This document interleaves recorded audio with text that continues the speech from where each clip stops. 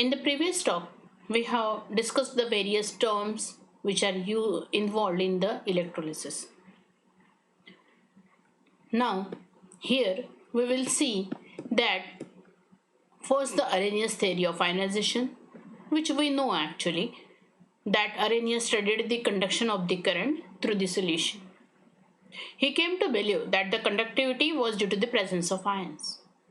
So in 1884, he put forward the theory known as Arrhenius theory of ionization, in which when dissolved in water, neutral electrolyte molecules are split up into two types of charged particles. These particles are called as ions, and the process is known as ionization. The positively charged particles are called cation, negatively charged are called as anion. And the theory assumes that the ions are already present in the solid electrolyte and these are held together by the electrostatic forces. When placed in the water, these neutral molecules, they separate into anion and cation. And the ion present in the solution constantly unite to form neutral molecule also. Thus, there is a state of equilibrium between the dissociated and undissociated molecule, that is AB equilibrium with A plus B minus. And when we apply the law of mass action, then the dissociation constant K is equal to concentration of the ions upon AB. This is Arrhenius theory, which you have already studied in class 12th. So these charged particles, they are free to move through the solution towards the oppositely charged electrode. So this movement of ions, they constitute, due to that there is an electric current. The conductivity of the electrolyte solution, it depends on the number of ions present in the solution. Thus, degree of dissociation determines whether it is a strong electrolyte or weak electrolyte. Migration of ions. So, we can see that there are negatively and positively charged cathode and anode, and the ions are migrating towards the oppositely charged electrode. When the current is passed between the electrode of the cell, ions migrate. Now, when they migrate, as the current is passed, the ions migrate to the oppositely charged electrode. Now, they migrate with certain speed, known as relative speed of ions. It is clear that the ions move to the oppositely charged electrode under the influence of electric current, but the speed of cations and anions are not necessarily the same. The speed of cation moving away from anode, it is proportional to the fall of concentration of these ions at the anode. Whatever may be the concentration fall, as the cations are moving away, naturally their concentration falls at the anode. So this speed is proportional to this fall in concentration. Similarly, anion, they are moving away from cathode cell. So their concentration at cathode cell decreases. The speed of anion is proportional to fall in concentration around the cathode. So Hittorf, he studied such experimental changes and gave the general rule. We call it as Hittorf rule. That is, the loss of concentration around any electrode, it is proportional to the speed of ions. Which ions? Which are moving away from it. As the ions are moving from it, they will cause the fall in concentration. So the speed of moving ions which are moving away from it, they are proportional to the fall in concentration. Studying the electrolysis, it is found that the ions are always discharged in equivalent amount on the opposite electrode. Means these ions will be discharged in equivalent amount. It is really due to the difference of the speed of anion and cation. There is a difference in the speed. It changes the concentration around the electrode. Loss in concentration around any electrode, it is proportional to the speed of ion moving from it. This is Hittorf rule. So change in concentration around anode is equal to change in concentration around cathode. Means as a result, we can conclude that whatever may be the change in concentration around both the electrode, that are same. The change is same. So suppose we call speed of cation as U plus or V plus and speed of anion as V minus. Plus minus indicate the speed of cation and anion. So we will assume that the discharge ions, they do not react with the material of the electrode. They should not. If they combine with the material of the electrode rather than depositing, it results in increase in the concentration around such electrode instead of decrease. So we assume that they are not reacting or combining with the material of the electrode. So for this speed of cation and anion, we term as transport number. Transport number. So for this discussion, Hittorf generated a theoretical device. The number of ions discharged at each electrode, it depends on the speed of or mobility of the two ions. During electrolysis, current is carried by anion and cation, and amount of current carried by each is proportional to its speed. Suppose U represents speed of cation, V represents speed of anion, then the fraction of current carried by the cation is the transport number of cation. Means U is the current carried by cation, so total current will be U plus V. So fraction of the current carried by cation will be U upon U plus V. This fraction of the total current carried by cation is known as transport number of cation. In the same way, fraction of the current carried by anion is known as transport number of anion. And it is clear from the formula also that the total current carried by the ion, surely it will be equal to 1. So there are two methods for determining these transport number. One is the Hittorf method and second is moving boundary method. Now, Hittorf set up a theoretical device. This is a theoretical device which is allowed to set. Now, we have already considered that the ions move to the oppositely charged electrode under the influence of the electric current. But the speed of cation migrating towards cathode and the speed of anion migrating towards the anode, it is not necessary that the speed will be same. The speed can be different. But the speed of cation moving away from anode, cation moving towards this, away from this anode, this will be proportional to the fall in concentration at this compartment.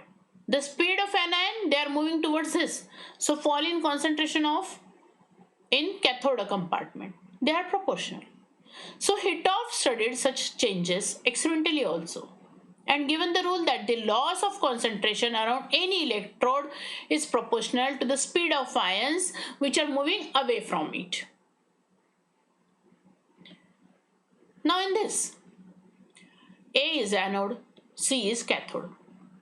And this AA dash, BB dash, these are just the imaginary planes. These are the imaginary planes. This is a beaker. We can't do this. But this is the imaginary plane. We divide it into different compartments. Anode compartment, this is the middle compartment, and this is the cathode compartment. Sign plus means we are representing cation, and we are minus means we are representing anion. Now we will consider the different cases. This is, suppose, as the solution should be electrically neutral, that's why we have kept, for an example, 4 positive and negative ions. Here 5, we can put any number of ions, just be sure that the number of cation and number of anion are same. For an example, we are saying this is the neutral situation. Nothing is happening in this first stage. In this first stage, nothing is happening. Cation and anion both are present in equal number everywhere. Now, as the current passes, negative ions will move towards this and the positive ions will move towards this. Let the anion alone be capable of moving. When we say that two anions, suppose we consider that cations are not moving, only two anions are moving. So what will happen? This is just for the passage, so we will not touch this middle compartment. This will be also as it is, this will be also as it is, but as anions are moving towards anode compartment, so we have to bring two negative ions from this compartment to this compartment. Positive will be as it is because they are not moving. So in spite of the discharge of the negative ions and cations are not discharging, we will see that these four are neutralized. What is the extra ions discharge? Two negative ions. And what happens in this compartment? These two will be neutralized and the extra cation are two. That means irrespective whether cation is moving, anion is moving, whatever is happening, we can see that the concentration of the anode compartment does not alter the concentration of the cathode compartment. Two positive and two negative ions, equal amount of ions are discharged at both the compartments, at both the electrode, irrespective of the speed. We can take the example that suppose they are moving with the same speed. Suppose two anion and two cation. In the first case, we have considered that the cation are not moving, but here we are considering that two cations are moving and two anions. They are both the cation and anion, they are moving with the same speed. What will happen? We don't have to touch the middle compartment. Two negative we have to shift here and two positive we have to shift here. After shifting, what will be the result?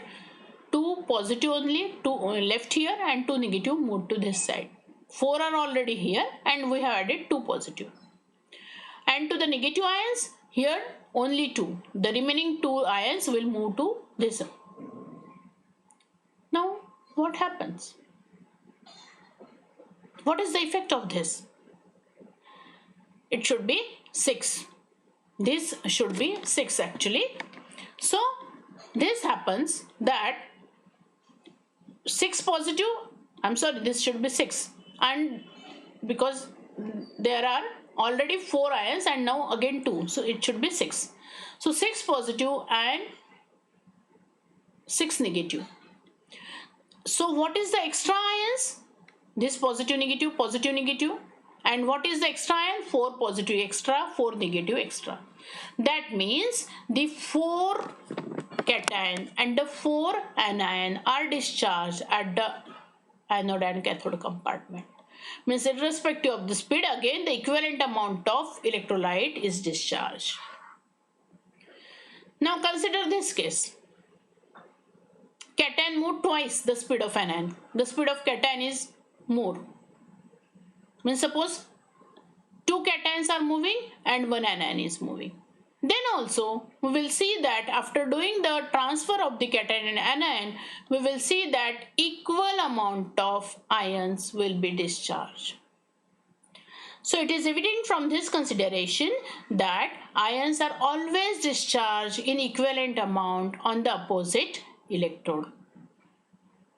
It is due to the difference of speed of anion and cation that the changes in the concentration around electrode are caused.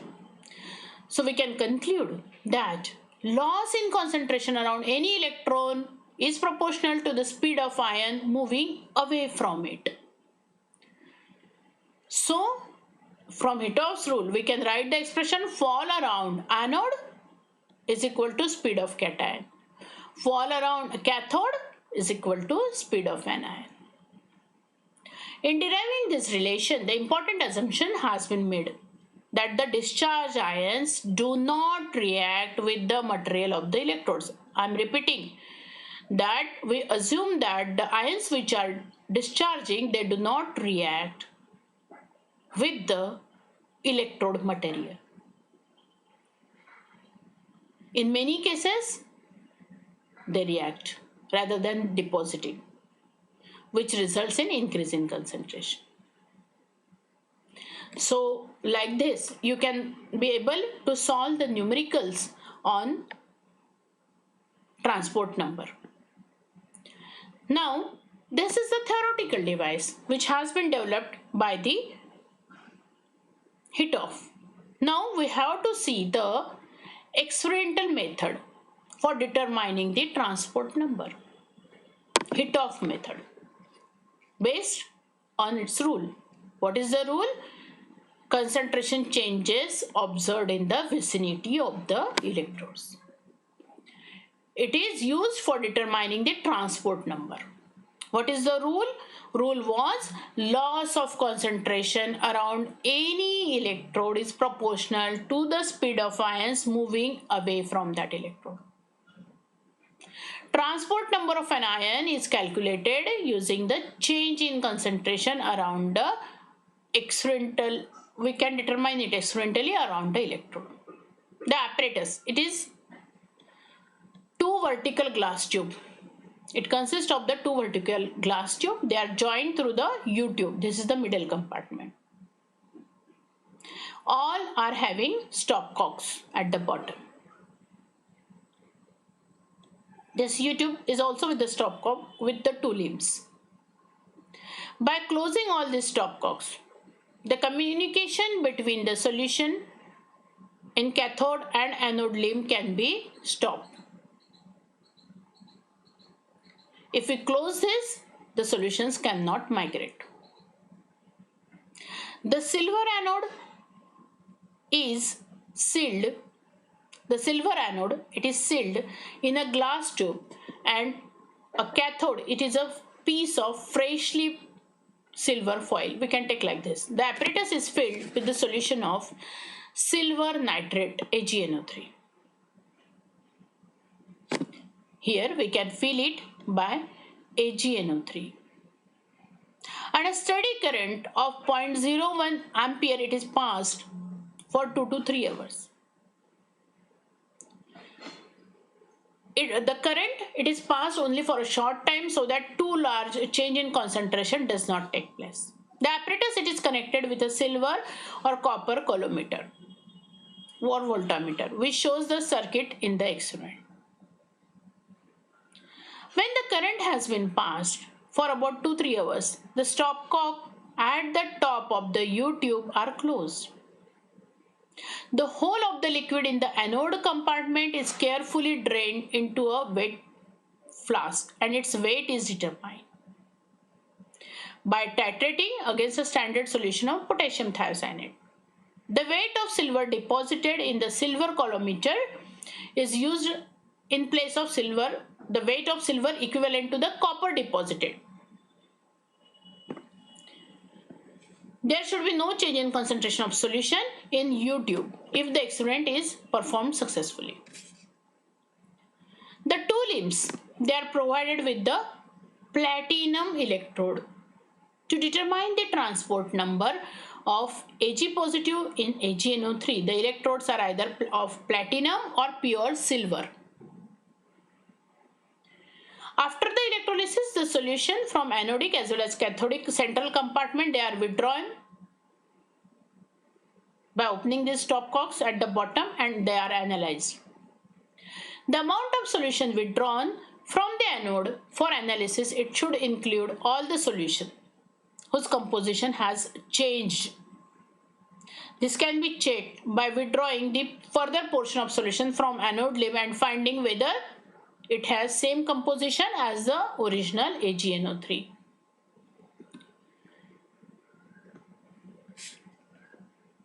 So, from the above experiment, we can find out the concentration of the solution at the anode compartment. So, when the electrodes are unattackable.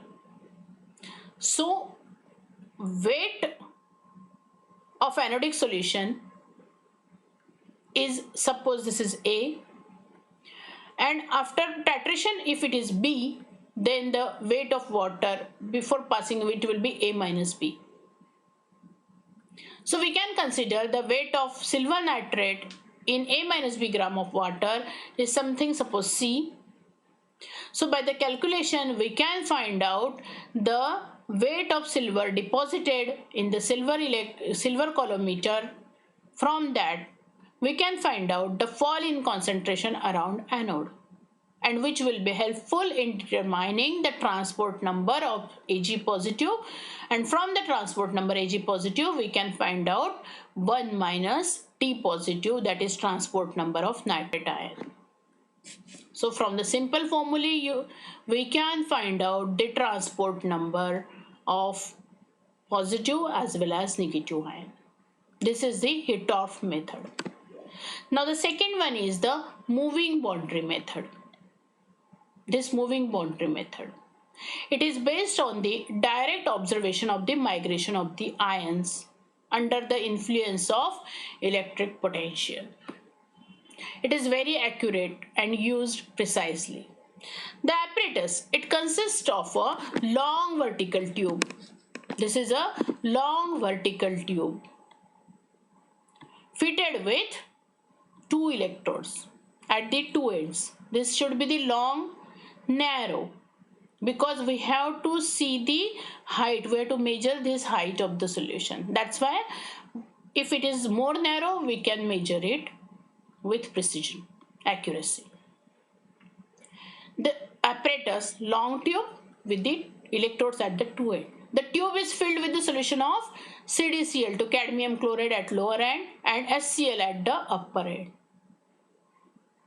Why cadmium chloride and HCl? One ion should be common, that is chloride, and the solution 2 are selected such that there should be the great difference in the density, and this density difference will allow one solution to float on the other, forming a boundary.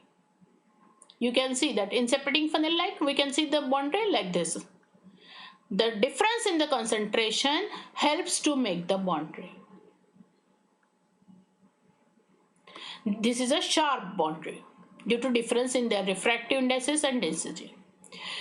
The platinum cathode dipped in HCl, it is inserted at the top, and the anode, that is the cadmium stick. This is CdCl2 solution, that's why we can use cadmium stick. So it is introduced at the bottom. On passing the electric current through the apparatus, hydrogen gas is evolved at the cathode, and H positive ions move towards anode. H positive ions are replaced by Cd2 positive ions, and the boundary line moves in the upward direction till again equilibrium is reached. By noting the length through which the boundary moves and the quantity of electricity passed through the cell, the transport number can be calculated. So transport number of cation is determined, and from that calculation we can find out the transport number of anion. Remember, the concentration of the solution are adjusted so that HCl, it should float on CdCl2, because HCl is lighter. Sharp boundary should appear between the two solutions. The selection of indicator electrode, it is done carefully so that cation, they should not move faster than the cation whose transport number to be determined. So H positive moves faster and Cd2 positive will not move faster. So we cannot take another ion which has comparable speed with H, or here also we can't take another electrolyte having comparable speed of Cd2 positive. So there should be a very vast difference between the speed of H positive and Cd2 positive. Such electrolyte should be chosen. It should have the same anion as we have stated earlier, also chloride as the principal electrolyte. Cadmium chloride and HCl both fulfills this requirement. So this is the moving boundary method. Now in the calculation we can see that whatever may be the moving boundary, the number of equivalent A positive moving upward will be this, and if Faraday's current passing is this one, and that's why we can find out the transport number by using this formula. This formula can be successfully used in finding out the transport number in the numericals also. Numericals are given in the exam on the transport number on both Hittorf method as well as moving boundary method. So you should be in a position to apply both. You should be able to apply the moving boundary method as well as Hittorf method for solving the numericals.